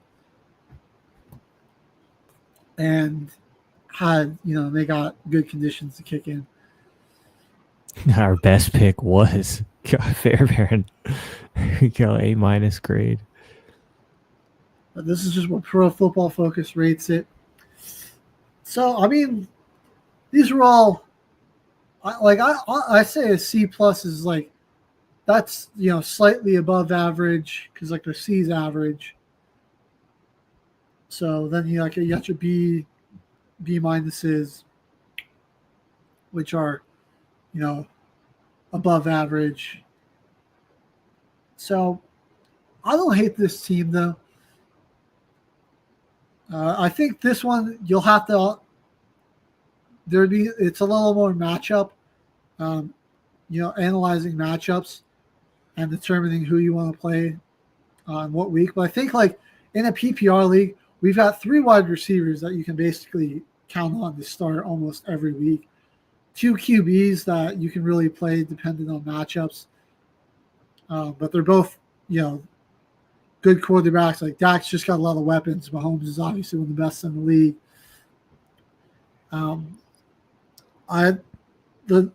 Honestly, my least favorite pick is just the Rams because, there is a chance that they might not be as great as we were hoping for them.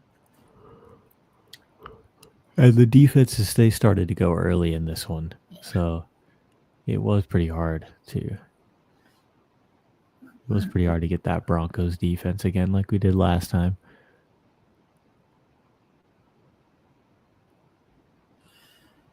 There we go. That's going to wrap up our fantasy football mock draft. Let us know how we did. Solid team. I think that's a pretty solid team. Definitely one of those tougher spots they're drafting at the The 9. 9 is not easy. Yeah. But we're going to get to our final segment of this show. We're back with another episode of Team Building Exercise.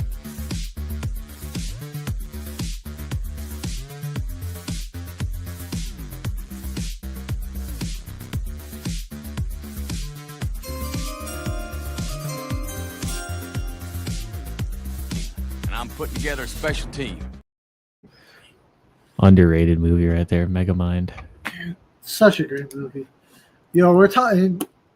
I'll be seeing these debates on social media about like the strongest like Superman type characters that like are like that archetype of Superman. Yeah. People don't talk about just how OP. So good I had to play it twice. All right, well, we're back with another edition of the 1 million passing yard challenge. 4 QBs. My dog is.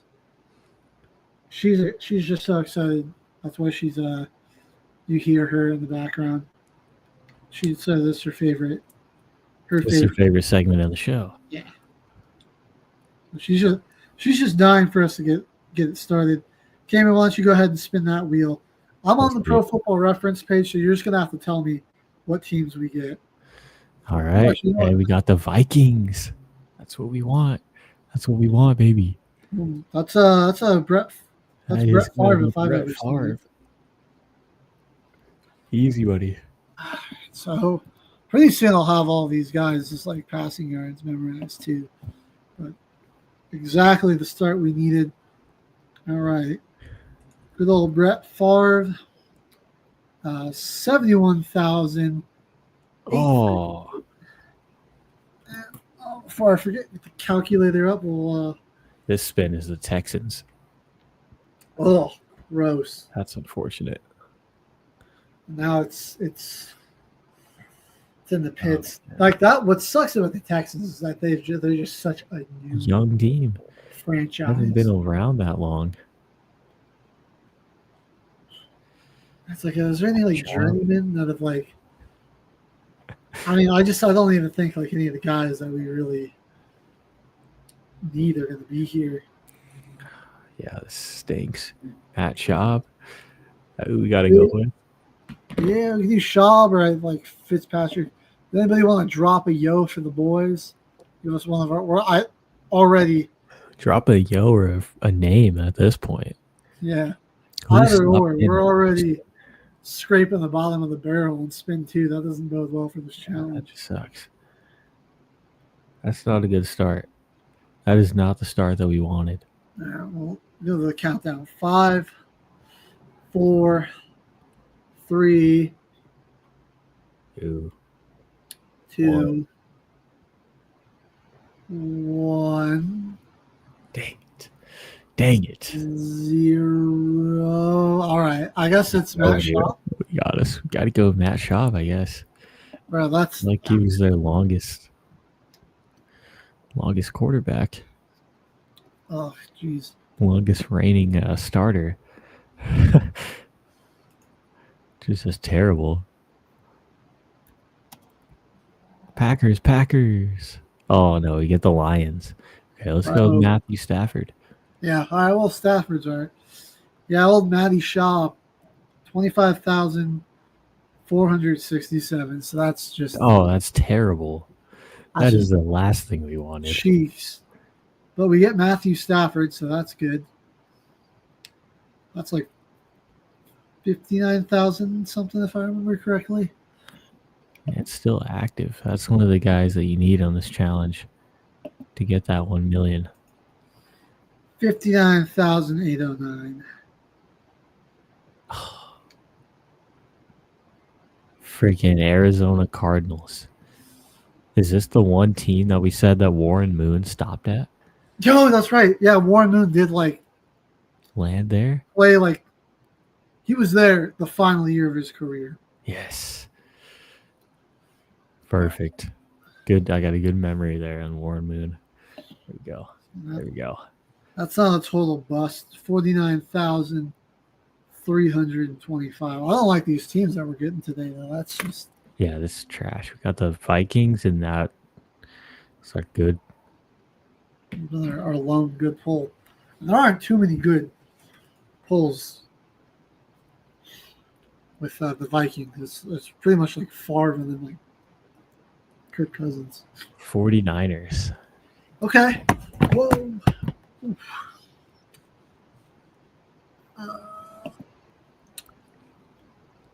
Almost set my computer to the Phantom Realm. 49ers here. I mean, our guys. Montana, but I think we're forgetting somebody that had more. Steve Young had more? No, it wasn't Steve Young.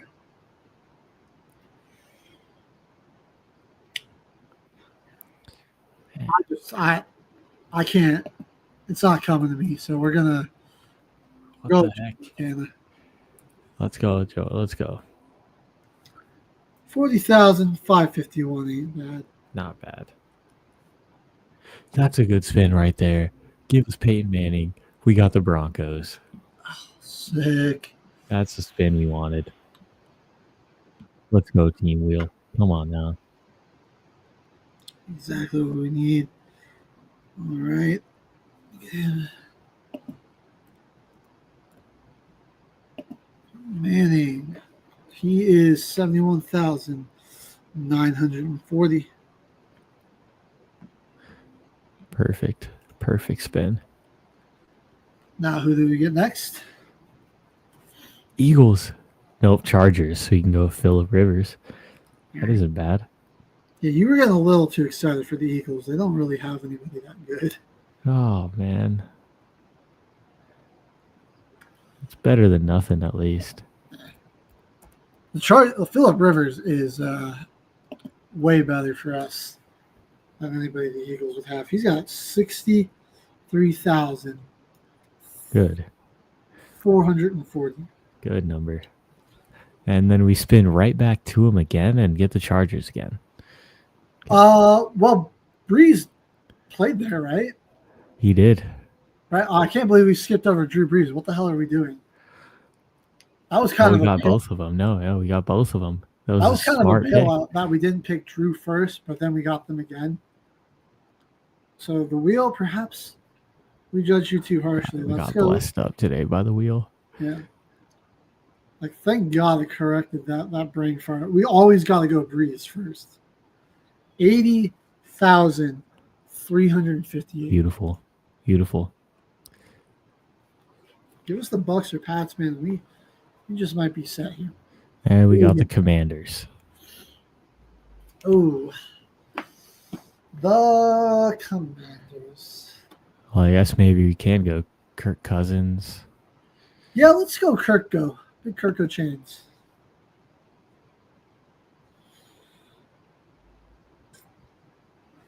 I don't care if he's washed now. He was something special. Oh, I'm glad he is. Go Saints. Oh, he's in Atlanta. 42,000. Oh. 979. New England. Oh, bless up. That's 89,000 something yards. Let's go.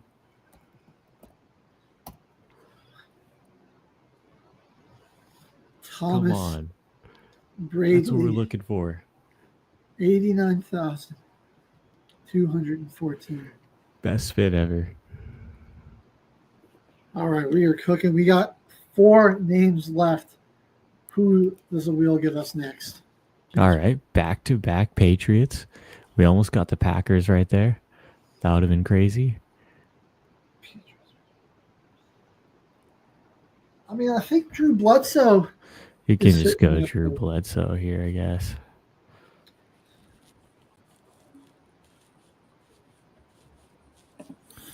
He's like, I'm pretty sure he's top 30. Oh, yeah, that's a solid number, though. 44,611. And then we're on the Bucks. So now we can go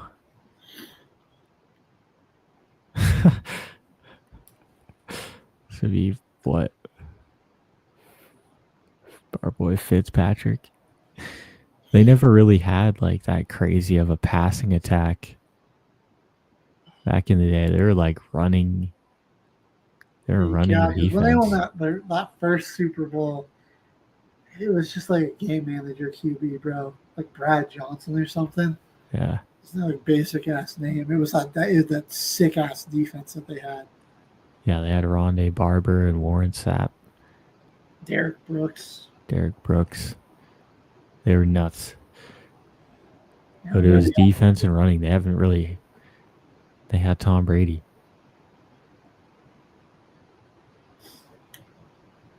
I mean, did we do Baker last time and like find out he has a decent number? I'm trying to remember if we did pick Baker last week or the week before, because we didn't even have a show last week. I think back 2 weeks. I'll rack our brains here. Anybody, any yo's in the chat? Actually, we still got 3 strikes. Does anybody want True, to help us out? We're really close this week, man. We're right there. So you guys got to help us out. We might be able to do it. We've gotten some. Besides Matt Shaw, we've really gotten really good. Got good spins. Because I'm kind of thinking Baker might be the play just because of his. Come on, chat. I think Baker's actually not the play. Might have to go Fitzmagic here.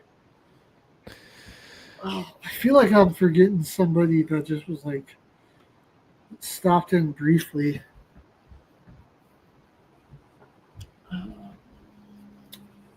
Trying to think, man. They've had like the same guys. Like consistently, they have like one guy for a few years. It's like just Jameis, like not very good. Fitzpatrick. They had Mike Glenn on for a little bit. Like, I guess we're going Fitzmagic, right? I think we just go Fitzpatrick here. Yeah. They've had so many guys that were so bad. Like Baker and Tom Brady being their only bright spots. Baker just doesn't have enough yards yet. So I know, like, all right, that's not terrible though. 34,990. This kind of sucks. We got the Vikings again. That is unfortunate. I guess we got to go Fran Tarkenton here. Let's get it.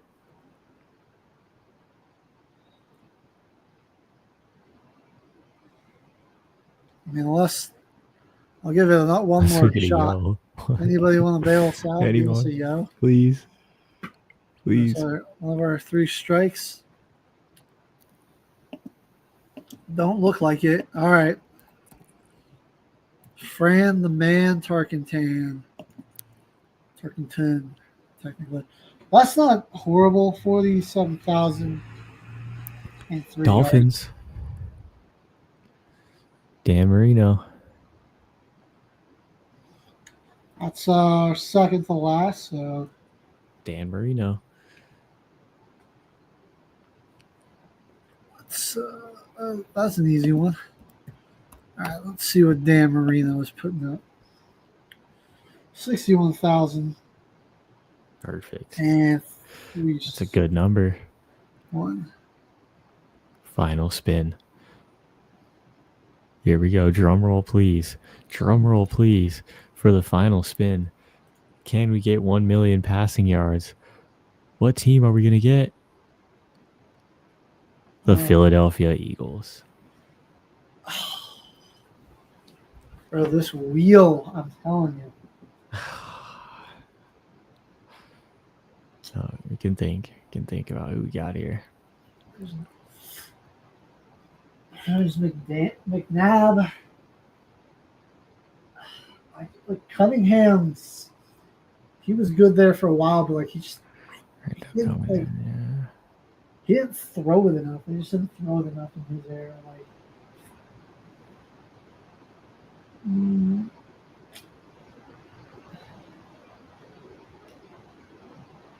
This freaking sucks. This is a tough spin. Somebody help us out. Somebody help us out, please. Give us a yo. Give us a yo. We're dying here. Throw us a lifeline. Come on. Boys are on a sinking ship. You gotta help us out.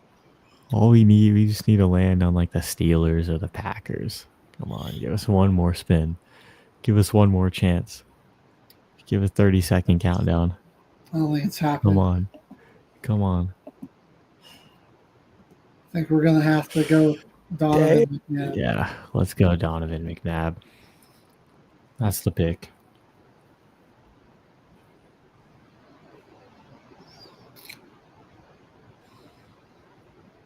What's his number? What's the number there? It's not awful. 37,276. Okay. Okay, what's our final number then? Okay, man, if it's any consolation, it doesn't really matter who we got. We weren't going to get it.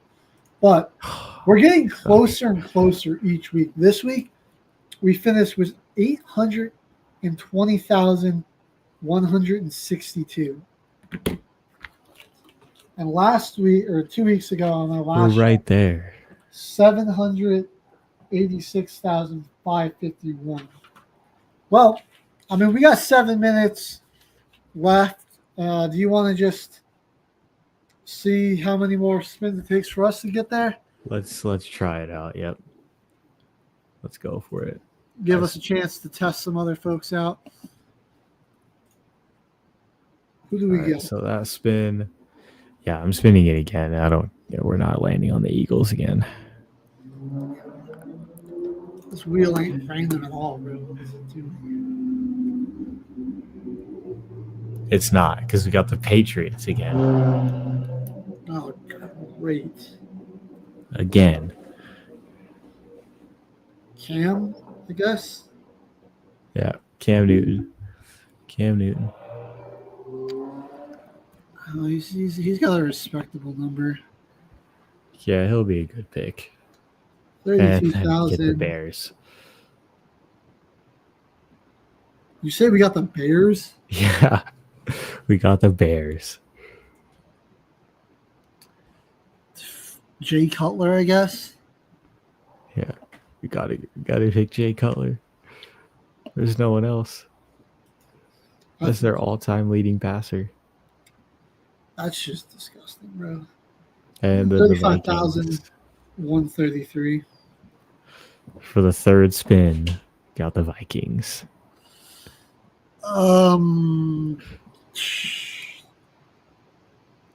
Dante Culpepper? Let's go. That's a good pull. That's a good pull right there. Almost took him to a Super Bowl, I guess. What are we at after those three? Let's see. So Culpepper, actually wasn't as good as I thought it would be. 24,151, or 153 rather. That puts us at 911,830. Okay, we need a few more guys. Seahawks. Hey, we're back on the Dolphins. Never mind. On the Dolphins? Oh. We were a sliver away from getting Seahawks. Could have went Russ on that. The Dolphins. Oh, and Jay Cutler here, too.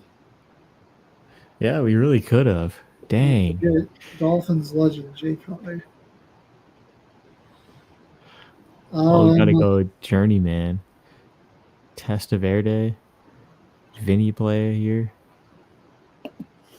Did old Vinny play for the Dolphins? Well, yeah, we didn't really test that with our old reliable journeyman. Vinny did not. Dang it. It's hard for me to remember. What do I care? I don't think Kerry Collins did either, but worth a shot to check. Can't hurt. He didn't either. Dang. Do we just Freaking Chad Pennington, I guess. Yeah, ain't bad. Or didn't they at one point have what the freaking butt fumble guy? Mark Sanchez. Mark Sanchez, was he at one point on the Dolphins? I don't think he was. I don't think he's very good. He'd be very good for this either. Besides his insanity runs. He's not going to have a lot of total yards for us. Yeah. Not that Chad Pennington did, only 17,000. Oh, jeez. 823. All right. Let's just get the Dolphins off our screen real quick. Then we land on the Jets. Aaron Rodgers, baby. Hey, Rod, let's go. That is 62,000. There we go. That's what we needed earlier. 952. That's what we needed earlier, man. So we're just 8,000 away. So just spin it, see who we get. And we'll... Final spin. It's the Jets again. That's hilarious. Now let's go Mark Sanchez.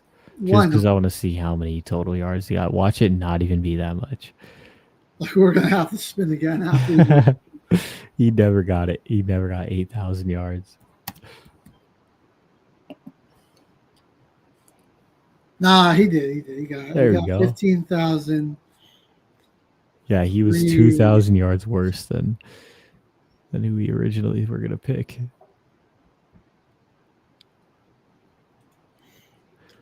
Man, that's tragic. The wheel screwed us.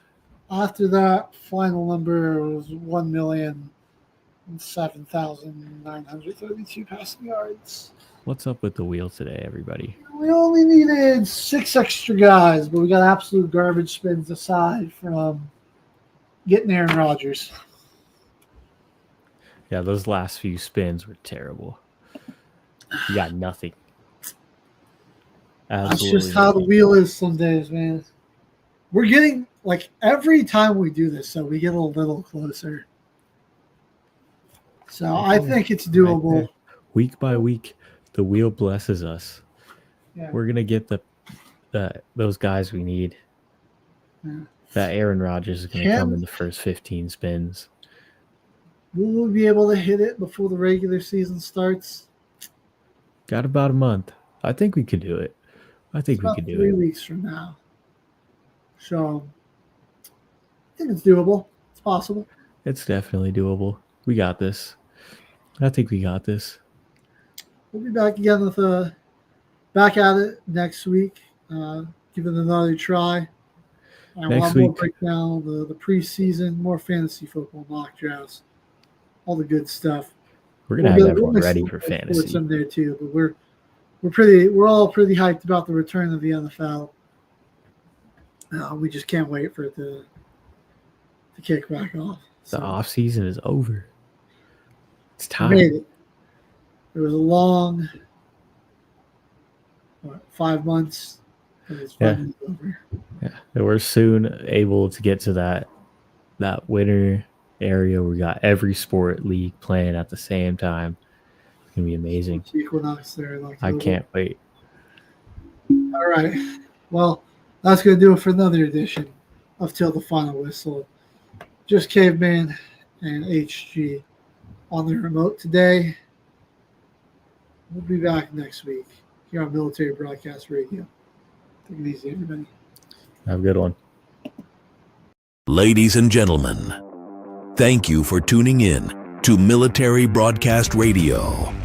As we wrap up today's show, we want to remind you that the podcast of today's episode will be available right after we go off the air. So if you missed any part of the show or want to listen again, be sure to check it out. And remember, we're here to support and honor our veterans. Your stories and experiences matter, and we are committed to giving you a platform to share them. That's right. We're here to give our veterans a voice. So don't forget to catch the podcast and stay connected with us.